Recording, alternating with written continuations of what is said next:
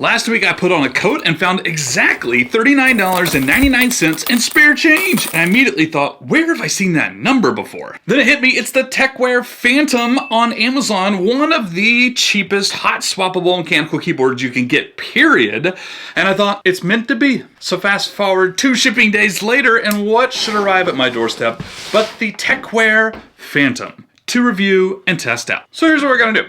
A quick 60-second overview. A quick sound test, stock right out of the box with the red switches. And then I'm gonna give you my pros and cons. If you're considering purchasing this board, do stick around. I've been using it for 3 days now, and I have thoughts. 60 seconds on the clock, go. Tecware Phantom. They make it in 2 different sizes, 100% in TKL. I went with the numpad version. It's the only mechanical keyboard I have with a numpad. It comes with 3 different switch options, Outemu. I've seen it pronounced both ways.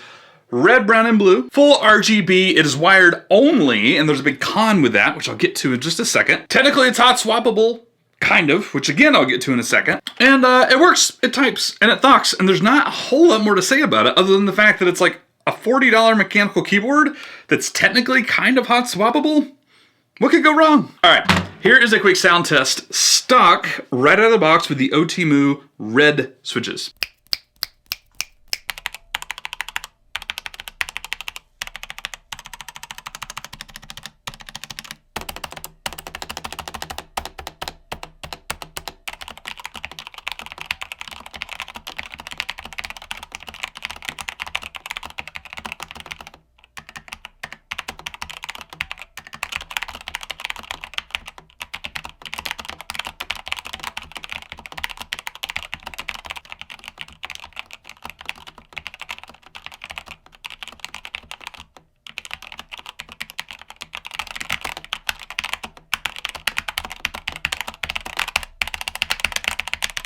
We'll talk about throwing better switches in here or looping and filming these, speaking of sound test, in a second. But if you have $39.99 and you want to grab a Tecware Phantom, here are Pete's pros and cons. And I got a lot of these. Pro number 1, the price. It's $40. It's a mechanical keyboard. That's a good price. Pro number 2, it's hot swappable. Sort of. We'll talk about that in a second. You can't find a hot swappable keyboard for under like $40. I mean, maybe if you go digging around on AliExpress, let me know in the comments if you know of one of these, but really that's actually pretty rare. And this is the one, hot swappable, sort of, and it's $40 and it feels good. Pro number 3, it's heavy. I don't know if it's actually well built on the inside. I haven't taken it apart yet, but the actual thing is heavy. It's not bendy. It's not made out of Play-Doh. Like, this is a substantial keyboard right here. Oof, did you hear that? It's substantial. The last couple of pros, there are the Outemu, I think that's how you say it, switch options, red, brown, blue, and there's also the TKL version, as well as this is the Phantom 104, I think there's a Phantom 87, it's a TKL version, I got the bigger one, obviously. That's a lot of great options. For like a $40 Amazon brand, count me in, baby, I like it. But it's time for the cons. You do kind of sort of get what you pay for, and let's talk about that. Number 1, Outemu switches, I do not approve of, personally. It's not that much more budget than like Gateron browns, Gateron reds, Gateron blues, and they're a pain. They're a pain to remove from the board. They kind of tear up, like the housing is just, it doesn't work. It's really hard to remove. They are a huge pain to open. You can't use a standard MECH style or Kale style switch opener. You go like look on YouTube for how to open Outemu switches, and it's like, it involves this guy, like a knife, and you're like, it's a pain in the rear, right? Looping, filming, really, really difficult.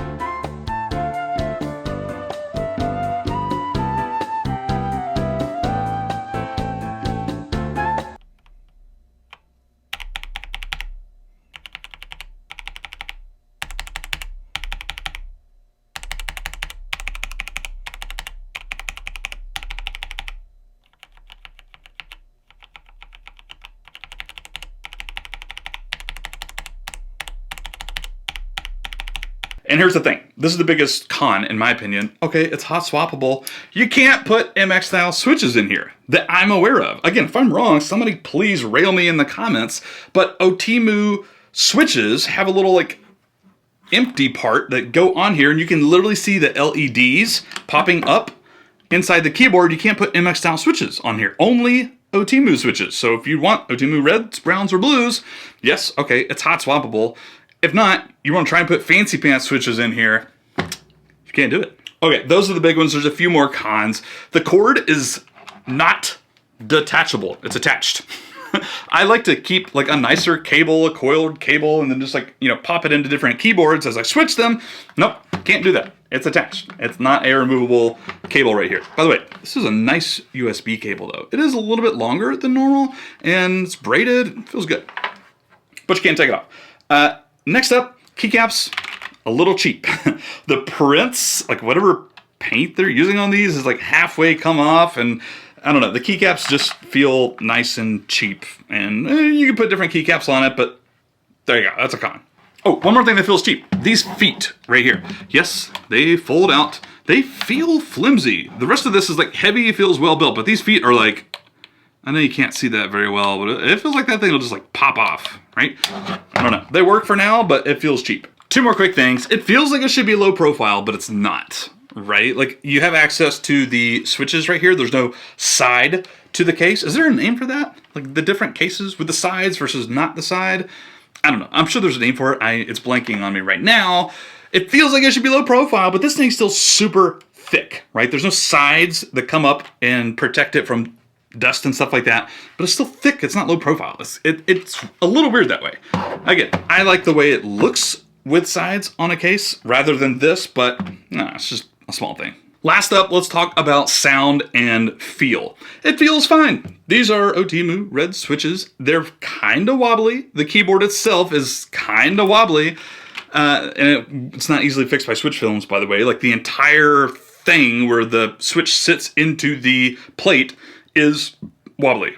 It's not just the upper housing and the bottom housing at all. And it's not too much rattle and wobble, but it's a little bit. And I will say this, the only other negative thing I have about the way it sounds and feels is it's inconsistent. These stabilizers are kind of all over the place, specifically. Some keys are like, actually, that one is like really great, and it's not a wobble, and it kind of sounds and feels good. And other switches are like, brah, brah, brah. I've never made that noise before. It's $40, right? So here's the thing. If you are not interested in modding your keyboard, whether that's lubing or filming switches or otherwise, and you really just want to try out a mechanical keyboard on a budget, I think this is the way to go. I like it. It looks great. I have other budget picks out there. In fact, I wrote a blog post on this, which I'll link to, some other really cool budget picks. But this is a great keyboard for that price. If you want to mod switches, I don't suggest you do this. I suggest you either A, find a non-hot swappable budget keyboard with cherries or Gatorons or kale or something, and there are keyboards out there that have that, or you spend a little bit more money, not even like $20 or $30 more, and get a MECH style keyboard that is hot swappable. Or you can put any switches, you can put the Black Inks, you can put the Holy Pandas in there, or whatever you want to. Can't do that with this keyboard. Tecware Phantom BB. All right, I hope you enjoyed this random review video. It's fun to get a keyboard for $40. It's fun, right? You just don't plan on modding it. It sounds fine. It's okay. It's cool. It's got a numpad. That's why I bought it. I hope you all have a lovely day out there in YouTube land. Thank you for watching this video. Adios.